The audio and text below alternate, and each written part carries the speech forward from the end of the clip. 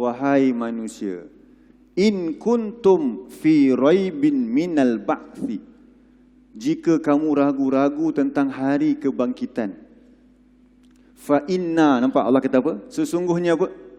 Kami khalaqnakum, menciptakan kamu daripada turab, tanah. Thumma min nutfah, kemudian keturunan Adam itu diciptakan daripada air mani. Summa min alaqatin, daripada air mani yang bercampur nanti dengan wanita punya, yang dalamnya ada sperma dan juga ovum, itu menjadikan manusia itu segumpal darah. Kemudian menjadi apa? Summa min mudghah, menjadi segumpal daging.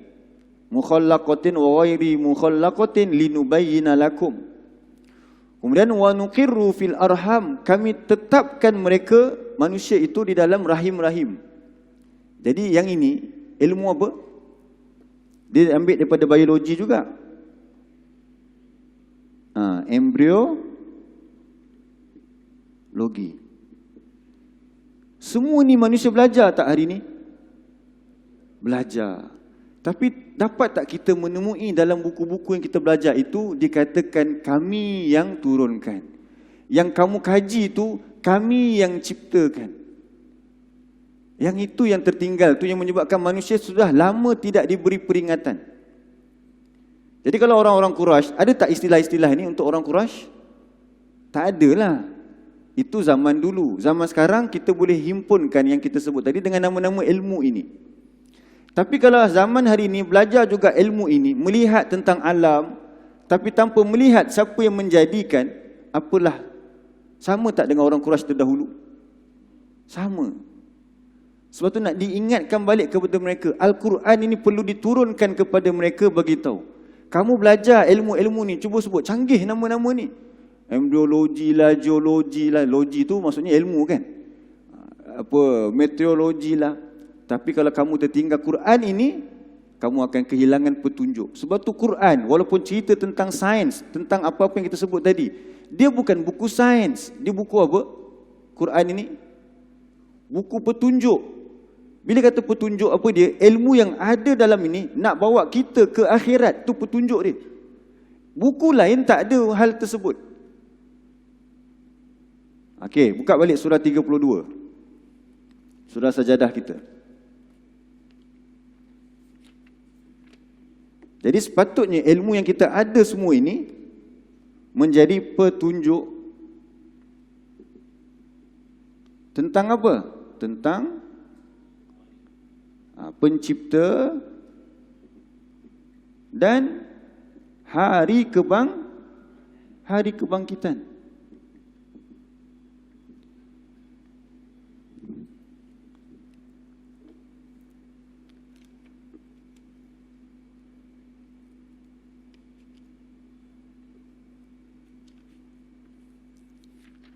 Jadi buka balik surah 32 yang kita tanda tadi, ayat yang ke-27.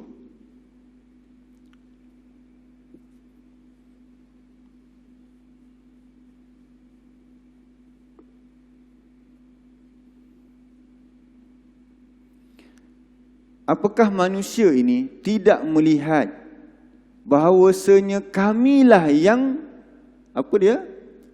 mengirimkan akan air hujan? Adakah manusia tak melihat lebih canggih lagi hari ini? Siap ada nama ilmu lagi, ilmu meteorologi. Lebih daripada lihat tak? Lebih daripada lihat. Jadi soalan ini bukannya ya atau tidak. Nampak tak?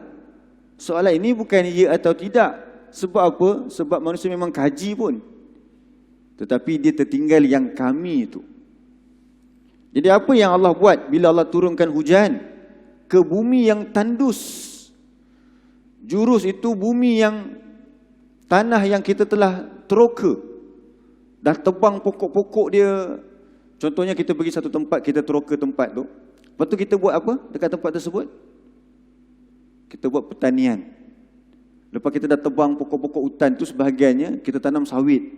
Apa harapan daripada peneroka bila dia dah mula tanam sawit? Nak mendapatkan hasil. Jadi hari ni minyak berapa harga dia? Minyak sawit. Macam minggu lepas Haji, tak ada. Haji siapa tu? Haji Hanim cerita tentang harga minyak dah naik lagi. Boleh cari duit dengan minyak sawit. Dan bahkan itulah antara sumber pendapatan besar dekat Malaysia. Allah bagi dia rezeki dia, minyak dekat dasar laut pun ada, dan dekat atas pokok, dekat darat pun ada juga. Tu yang kita kata apa? Tanah tumpah,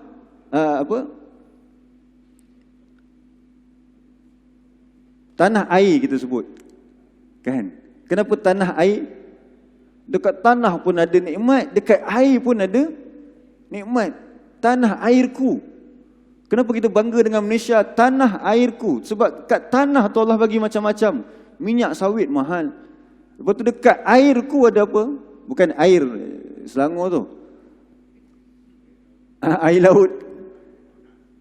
Ada kat situ terpacak Petronas, logo kita. Dekat Sarawak, Sarawak dia punya petrol. Menjadi apa dia? Kekayaan kepada sebahagian manusia. Jadi Allah jadikan semua tu, air tu, untuk apa dia? Kita patah balik kepada kita punya ayat 27 ni. Tadi kenapa cerita tentang sawit tadi tu ya, jurus tu, minta maaf. Tanah yang jurus, dia terjemah tandus kan? Jurus ni asalnya dia bukan tandus yang kering kontang tu. Jurus ni macam ni. Satu kawasan yang ada pokok, lalu kita dah tebang-tebang. Lepas tu apa kita buat? Kita nak tanam pokok supaya apa dia? Kita nak dapatkan hasil. Hasil tu bukan saja dapat kekayaan. Lepas tu kalau kita tanam sayur, tanam buah-buahan, dapat makan pula, dapat zat. Jadi apa harapan petani? Kalau tebang-tebang tak tanam balik, banjirlah. Itu manusia punya kesilapan lah. Tebang-tebang tak ni kan. Okey. Tanah tersebut bila ditanam balik, apa harapan kepada petani? Harapan kepada peneroka supaya dia tumbuh mengeluarkan hasil. Nak keluarkan hasil tu Allah lah yang turunkan hujan. Cuba kalau dah tebang, dah tanam-tanam, hujan tak turun-turun. Tak boleh jadi apa. Jadi hari ni kita boleh hidup dengan sihat. Minyak sawit tu ambil satu pagi satu sudu. Dulu menteri suruh ambil satu sudu. Sehat, bukan tak bagus minyak sawit antara minyak yang terbaik. Dulu kita bayangkan tak bagus. Sekarang bila kajian baru beritahu apa dia? Memang bagus ambil minyak. Tak boleh nak dinafikan. Jadi dapat kesihatan dengan apa? Minyak yang Allah berikan tu datang daripada hujan yang Allah turunkan. Fanukhriju bihi zar'an.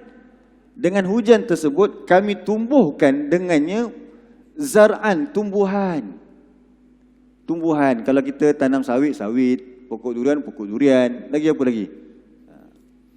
Ta'kulu minhu, engkau dapat makan dari, ta'kulu minhu an'amuhum, binatang ternak dapat makan daripadanya.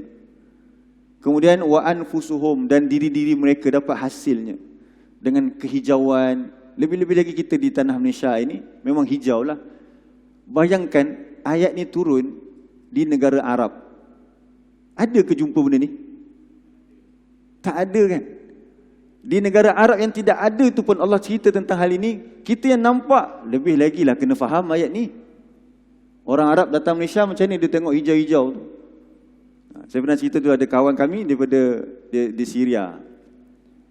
Bukan kawan saya belajar kat Syria, bukan, saya tak belajar pun. Maksudnya dia orang Syria. Kami berkenalan lah untuk semua Quran. So mereka pergi ke kawasan ladang kami di ladang semua Quran dekat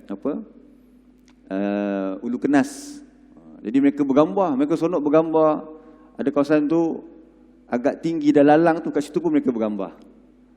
Padahal lalang tu maksudnya tak sempat nak sabit, nak potong. Tapi mereka bergambar kerana nampak kehijauan tu. Mereka tahu benda tu. Tapi sebab kita hari-hari tengok hijau, dah tak rasa apa-apa, dah tak heran. So ayat ni betul-betul hanya untuk kita ni. Kamu dapat makan buah durian nak nampak balik dah tu. Kan? Dah mula nak ada balik dah. Nanti datanglah boleh isu apa dia?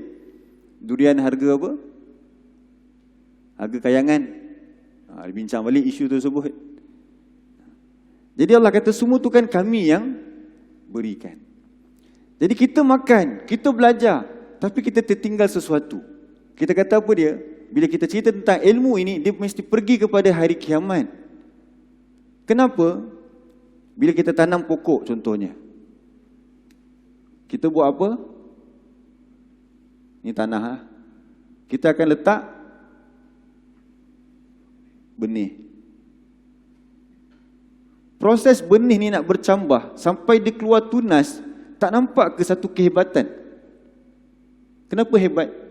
Tanah yang mampat itu menjadi apa untuk apa nama tunas ni? Tunas ni lembut ke keras? Tunas. Tapi macam mana dia boleh keluar? Soalan dia, macam mana tunas yang lembut itu boleh keluar menerobos tanah bumi ini, dan akar yang lembut boleh masuk ke dalam lagi. Akhirnya menjadi keras. Yang ini keluar naik ke atas, yang ini masuk ke dalam. Sekarang ini siapa yang merekahkan benda ni? Adakah petani bila ditanam pokok lalu dia kena buat lubang-lubang sikit supaya boleh keluar? Ke tak payah? Jawapannya ialah surah 6 ayat 95.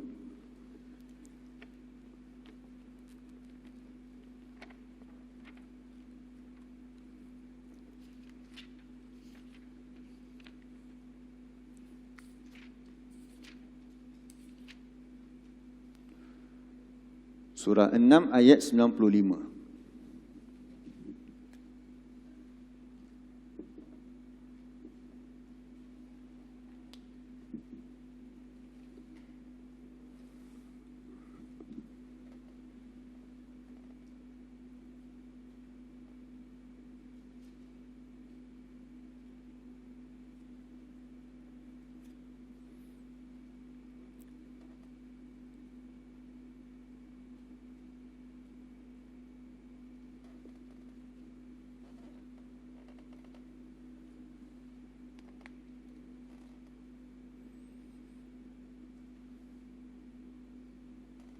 Muka surat 140.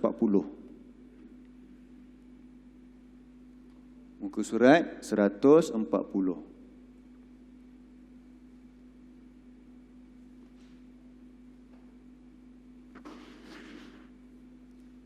Jumpa dah ayat yang ke-95. Innallaha, sesungguhnya Allah, faliku. Kita baca dalam surah Al-Falaq, Qul a'udzu birabbil falaq. Al-Falaq maksudnya apa dia? Falaq maksudnya pembelahan. Sebab tu surah Al-Falaq itu namanya surah subuh. Al-Falaq tu maksudnya waktu subuh. Kenapa subuh? Sebab bila berlaku subuh, fajar berlaku, yang gelap itu nanti nampak apa dia? Dia panggil apa? Fajar apa tu? Yang putih line tu masukkan waktu subuh kan? So bila dia ada line putih tu, lepas tu apa jadi nanti? Makin lama makin terbelah, akhirnya jadi terang. Sebab tu namanya falak. Falak tu kalau kita baca terjemahan, dia terjemah subuh secara direct. Bukan, falak tu maksudnya apa dia? Belahan. Bila berlaku waktu subuh, terbelah. Malam yang gelap itu menjadi satu garisan putih, lama-lama makin terbesar belahan tersebut. Jadi orang ataupun yang membelahkan dipanggil sebagai isim fa'il lah dalam bahasa Arab. Disebut sebagai falik ni, falik. Dia terjemah apa? Menumbuhkan kan? Itulah payah kita nak terang. Sebab falik ini maksudnya apa dia? Membelah. Falik itu maksudnya apa dia? Yang membelah. Jadi Allah kata dalam ayat ni, sesungguhnya Allah, dialah yang membelah al-habbi. Apa habbi itu dia terjemah? Biji benih. Wan nawa, dan biji benih juga. Ini kena bezakan. Hab ialah biji-biji macam gandum, padi yang tu. Itu namanya hab. An-nawa pula itu biji-biji macam biji durian tu. Besar-besar. Jadi sama ada biji yang kecil-kecil macam untuk bijirin ataupun biji yang besar-besar macam durian tu, bila kamu tanam dalam tanah, kemudian macam mana dia boleh keluar tunas tu? Sebab ada falik, pembelah. Siapa pembelah tanah tersebut? Bukan kita. Kita tak buat. Yang buat tu Allah. Sebab tu kita kata kalau kata benda tu semula jadi tak tepat lah. So jawapannya apa dia? Allah yang belahkan. Dan kena ingat daripada tanah yang mati tadi. Tanah yang tidak boleh menumbuhkan apa-apa disebabkan falik ini turunkan apa? Hujan, maka tumbuhlah.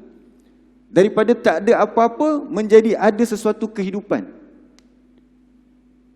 Jadi benda ini sama tak nanti di akhirat keadaan dia apabila manusia keluar daripada apa? Nanti di akhirat nanti bila berlaku hari kebangkitan, manusia keluar daripada apa? Tanah. Sebab tu Allah suruh manusia, orang-orang Quraisy ni, tengok yang kamu tanam tu. Kan kawasannya mati di Arab, kawasannya tanah yang mati. Tapi banyak pokok-pokok kurma yang ada kalau contoh di Madinah. Dalam surah 50 ayat 11, cuba kita tengok. Ajak sebelum habiskan dulu. Tak habis lagi yang tadi. Innallaha faliqul habbi wan nawa. Lepas tu Allah kaitkan dengan apa? Yukhrijul hayya minal mayyit. Surah 6 tadi tu, kita habiskan sikit lagi. Dialah yang mengeluarkan yang hidup daripada yang mati. Tadi tanah tadi tu mati disebabkan kalau kita letak biji, kemudian Allah turunkan hujan, menyebabkan apa dia? Keluarnya kehidupan yang lain. Wa mukhrijul mayyiti minal hayyi, dan dialah juga yang mengeluarkan yang mati daripada yang hidup. Zalikum Allah, itulah Allah. Yang kamu tadi bila Nabi Muhammad datang bawa kepada kamu berita tentang hari kebangkitan, kamu kata boleh ke lepas kita dah dibinasakan dalam tanah, kemudian kita dibangkitkan balik? Lalu Allah kata, cuba tengok tanaman pada tanah yang mati. Bila kamu letak biji, benih, lalu keluar hidupan. Kalau yang itu aku boleh buat, kata Allah, tentulah kamu pun aku boleh buat juga. Tapi Allah kata, fa'anna tu'fakun. Macam mana kamu boleh berpaling dalam hal ini?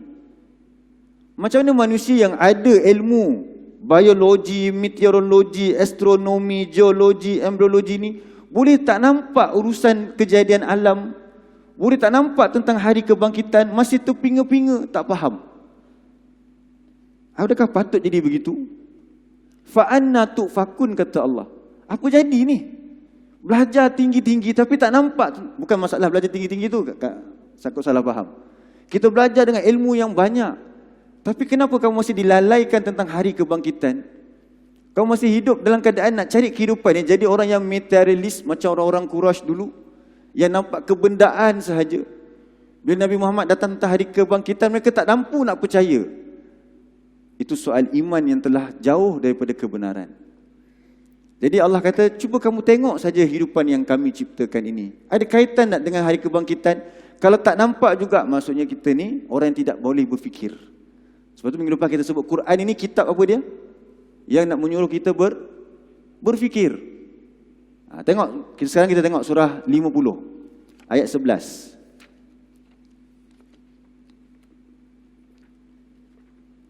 Surah 50 ayat 11.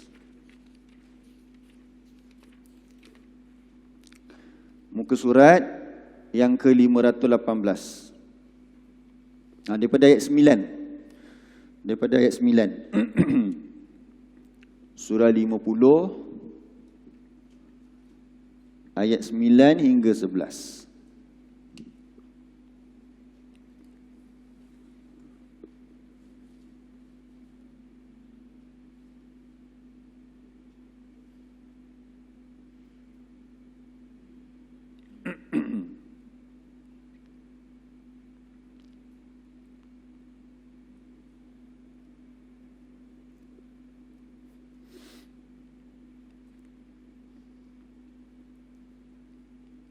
Muka surat 518.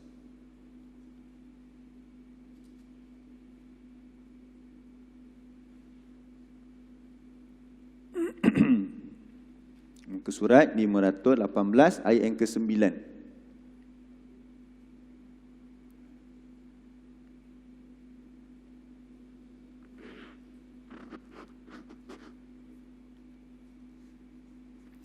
Baik, Allah sebut apa dekat situ? Wa nazzalna minas samaa'i ma'an. Sama tak ayat dengan yang kita belajar hari ini? Kami turunkan daripada langit itu air mubarakan, yang penuh keberkatan. Ingat lagi apa maksud keberkatan? Bertambah-tambah kebaikan. Bila hujan tu turun, manusia mendapat banyak kebaikan. Kemudian Allah kata apa? Antara contoh kebaikan kita dapat, fa'ambatna bihi jannatin wa habbal hasid. Lalu kami tumbuhkan dengan air hujan yang turun itu kebun-kebun. Menjadi subur kebun-kebun kita. Wa habba, habba tadi itu apa dia? Bijirin-bijirin tu. Macam kalau kita dekat Malaysia ini apa dia? Tanam apa? Padi. Kalau negara lain mungkin barley, mungkin gandum. Itu semua makanan ruji kan? Makanan zakat kita tu kan? Yang kita bayar zakat tu makanan ruji. Penting. Tak ada apa nasi, macam mana orang Melayu nak hidup? Dia pergi UK, dia cari apa juga? Oh, dia cari nasi juga. Lepas tu belacan pun kalau boleh, lagi elok ada. Memang itu makanan kita. Jadi Allah turunkan hujan, dapatlah kita makan nasi itu. Lepas tu Allah kata apa lagi? Wan nakhla basiqatin. Dan pohon-pohon kurma yang menjulang tinggi. Yang mempunyai tol'un, mayang-mayang yang tersusun. Kalau kita pokok palma apa kita tanam? Sawit. Kalau kita sawit lah. Kalau orang Arab dulu dia tanam apa? Kurma. Kurma dengan tu palma juga kan? Betul? So sama. Menghasilkan apa dia? Rezeki yang banyak untuk tanah kita ni. Kemudian Allah kata apa? Rizqan lil ibad. Sebagai rezeki bagi hamba-hamba. Wa ahyayna bihi. Dan kami hidupkan dengan hujan tadi baldatan maitan. Apa dia baldatan maitan? Tanah yang mati. Jadi bayangkan daripada tak ada apa-apa, bila tanam benih, tumbuh kehidupan. Lalu Allah kata di hujung tu apa dia? Ini yang kita kena ambil tu. Kadzalikal khuruj. Tu penting tu. Kadzalikal khuruj. Apa dia terjemah kat situ? Demikianlah. Baca terjemahan dia kata apa? Macam tu jugalah al-khuruj. Apa maksud al-khuruj?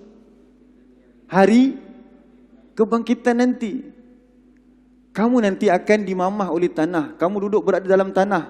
Sama tak macam biji yang kamu tanam tadi?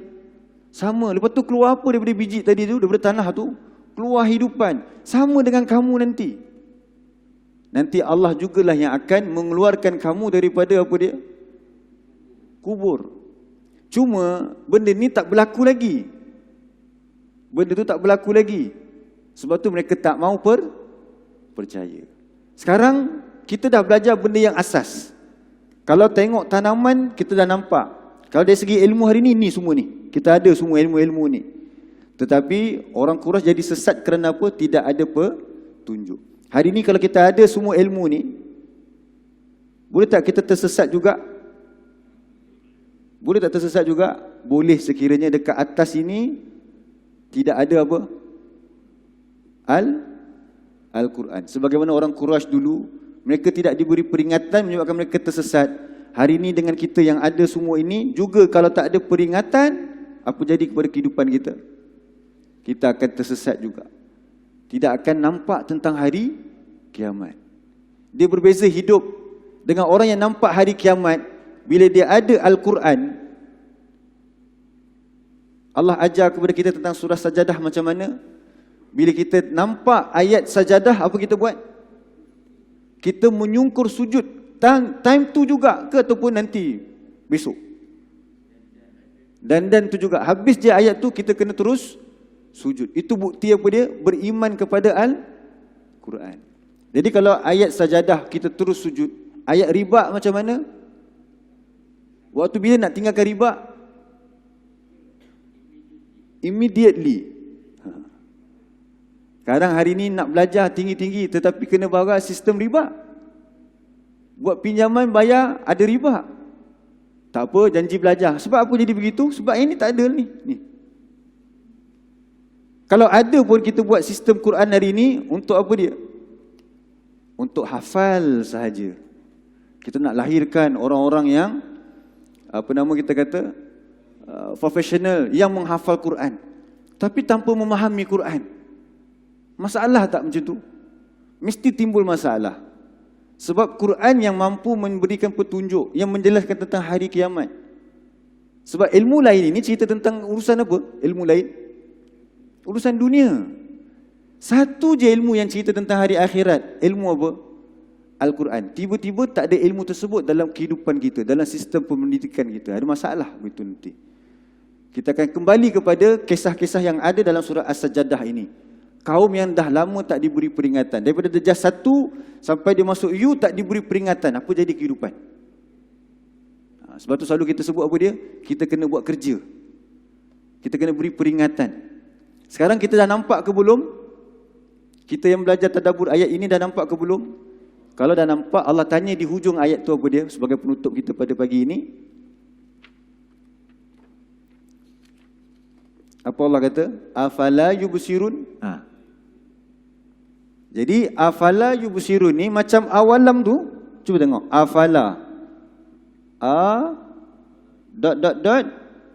Fala yubsirun. Apa adakah? Maka. Sama tak macam awalam tadi ni? So dekat sini ada apa? Soalan. Jadi Allah tanya apa dekat kita selepas kita dah tadabbur ayat yang ke-27 ni? Apakah kamu dah faham? Ataupun apa? Apakah kamu masih tidak faham? Kata Allah. Maka tidak mereka melihat. Melihat di sini apa dia? Dengan mata hati kita. Jadi kalau kita sedar apa yang berlaku pada orang Quraisy dulu kerana apa tidak diberi peringatan. Kalau kita dah lihat keburukan yang jadi kepada mereka apa dia? Lebih dahsyat lagi kehidupan kita hari ini sebab apa dia? Ilmu lebih tinggi lagi. Mereka Allah hanya suruh lihat je. Kamu tak tengok ke langit tu? Agak-agak zaman tersebut tengok langit mereka nampak apa? Zaman tu tanpa ada meteorologi semua ni. Mereka hanya nampak apa dia? Yang zahir nampak bintang. Kita nampak apa? Bintang tu saiz dia besar mana? Kita nampak, boleh ukur. Oh hebat. So lebih dahsyat tak kerosakan boleh berlaku kepada kita kalau tak ada Quran? Kalau zaman yang tidak ada tanaman itu boleh rosak, zaman kehidupan kita yang penuh dengan tanaman ni jauh lagi lebih rosak kalau tak ada Al-Quran. Afala yubsirun kata Allah. Apakah mereka tidak mampu melihat, tak nampak lagi ke ayat-ayat yang Allah ceritakan ini? Jawapan kita apa dia?